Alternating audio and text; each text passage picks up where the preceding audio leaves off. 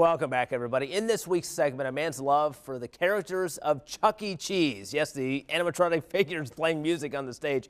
One in particular that he knew he had to have. It's called The King. And it turned out that what he did, bringing this character back to life, brought him back to life as well.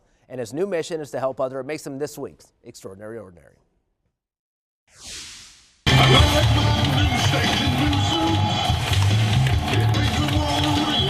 As a child, I used to love The King. In fact, that was the only reason why I forced my parents to take me for my birthday every year. To me, when he sang Teddy Bear, I was just like, wow. To Jared Sanchez, his favorite childhood memories, seeing the singing characters at Chuck E. Cheese.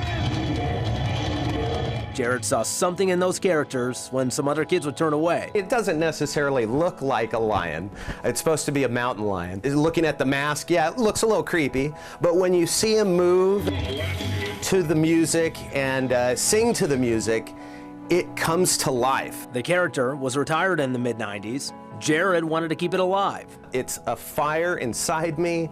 It's burning. When you want something, you can make it happen. This was a bucket list item for Sanchez, who finally purchased it and resurrected it in 2016. He admits finding only one would be a hobby. He later came across 3 more. It's now become a mission. When I purchased the second King, I knew, Jared, you're going to do something more with this. You're really going to, not only is it in my private residence, but I can share it with the world. I can create a story. I can make that story blossom. Suicide prevention to depression, ethics, transparency, honor, to not lie, cheat, or steal, to do what's right, to help people.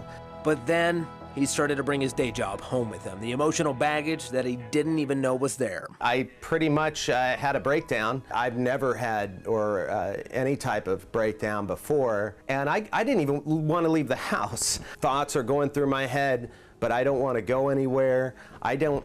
Just to go to a 7-Eleven, I couldn't even look anybody in the eye, and I know that's not me. Stuck at home, he shut down, passing the time. He started to tinker with The King, writing music, programming.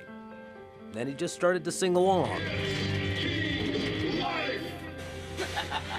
And what he did for The King, bringing it back to life, is what this character did for him. Say the darkest point was probably on the 2nd or 3rd week, but that was also the best point. I was just like singing along to the song, because singing actually helps me relax, and it really ignites a fire inside that I can't explain. It blossomed into something more, so I'm glad for that. It's not just about doing it for everybody else, I also do it for me. Jared says the way The King helped him in his darkest time is helping others in similar situations. Well, I saw this, and it helps with my depression.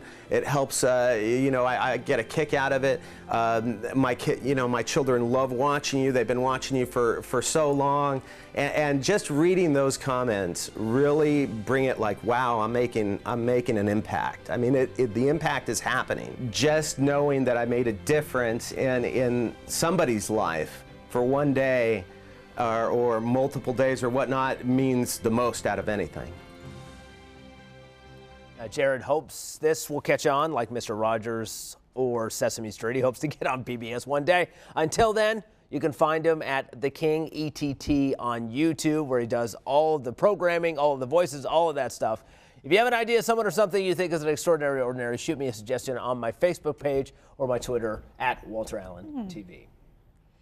Amazing to see how web-based media has opened up the world to different messages that maybe you wouldn't have gotten before. Yeah. Just watching TV or whatnot. And it gives people more opportunities. Yeah. I mean, typically it was the TV before, it was radio and then TV, and now it's all sorts of stuff. Everyone can have a voice. Yep, absolutely.